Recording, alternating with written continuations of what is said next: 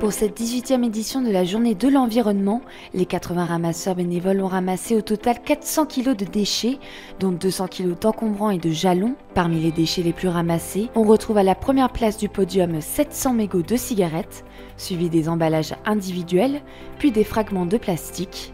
Comme nous l'explique le directeur de Vivaldis, Nicolas Hugon. Alors le bilan, il est un peu mitigé.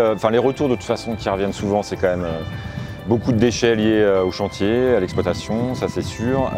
Des déchets classiques qu'on retrouve, les emballages touristiques, on va dire, utilisés par les vacanciers et autres. Mais de là à dire qu'il y a moins de déchets, on n'a fait que 20% de ce qu'on avait prévu de nettoyer. On ramasse 400 kg.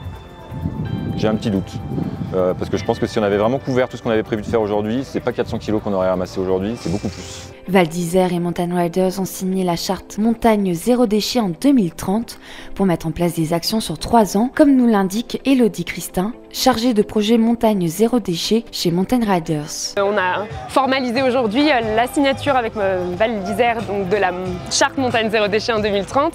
Donc la charte, c'est pas juste une signature, c'est vraiment on signe pour s'engager, mais on écrit un plan d'action de réduction à la source. Là, c'est une charte qui est signée à 4 mains, donc avec quasiment la totalité des acteurs de Val d'Isère, des acteurs économiques et professionnels, donc c'est chouette.